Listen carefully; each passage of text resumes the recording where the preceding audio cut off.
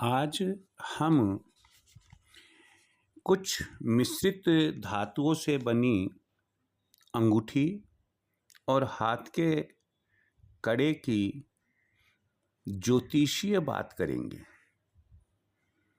ये जो मिश्रित धातु है ये 8 है, जिन्हें अष्ट धातु कहते हैं। इसमें सोना, चांदी, तांबा, सीसा, जस्ता, टिन, लोहा और पारा, ये 8 धातु आती हैं। इन धातुओं के मिश्रण से जो अंगूठी बनती है उसे अष्ट धातु अंगूठी कहते हैं, और जो हाथ का कड़ा बनता है उसे अष्ट धातु कड़ा कहते हैं। यहाँ मैं आपको यह जानकारी शेयर करने जा रहा हूँ कि कई बार हम अपनी कुंडली किसी ज्योतिषविद को दिखाते हैं और उनसे कहते हैं कि हम व्यवसाय में असफल हो रहे हैं, शैक्षिक जगत में असफल हो रहे हैं, घर में सुख शांति नहीं रहती है, हारी बीमारी दूर नहीं हो रही है, मानसिक तनाव रहता है। तो आखिर ऐसा क्यों है?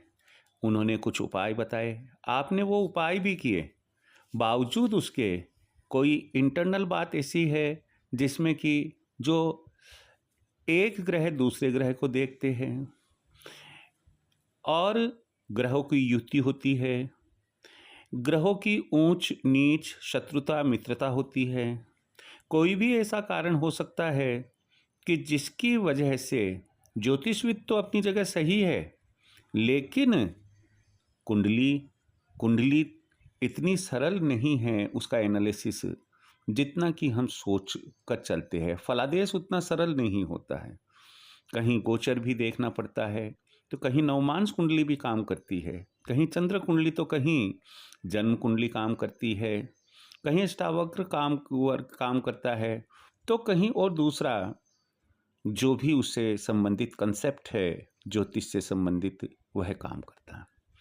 कुल मिलाकर बात यह है कि ज्योतिष विद्वान भी जो आपको बताते हैं वो करने के बावजूद आपको सफलता नहीं मिलती है, निरोग आप नहीं रह पाते हैं, आर्थिक संकट दूर नहीं हो पाते हैं, मानसिक तनाव दूर नहीं हो पाता है। तो ऐसी स्थिति में फिर हम क्या करें? या दूसरी बात मैं कहने जा रहा हूं कि आपके पास में कुंडली ही नहीं है। जिस समय आप पैदा हुए थे और आपके मम्मी पापा ने समय और दिनांक वगैरह कहीं लिख कर नहीं रखा, आपकी कुंडली नहीं बनवाई, तो अब ऐसी परिस्थिति में आप तो केवल यही कह सकते हैं कि मैं इन आधी व्याधि या दुख संकट से परेशान हूँ, तो मुझे पंडित जी क्या करना चाहिए?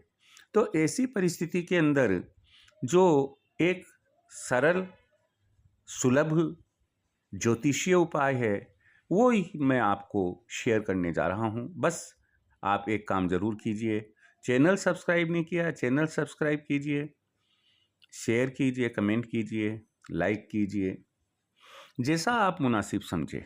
मेरे फ़ोन नंबर यही है, आप व्हाट्सएप कीजिए, कोई भी बात पूछनी हो आप ज़रूर पूछिएगा।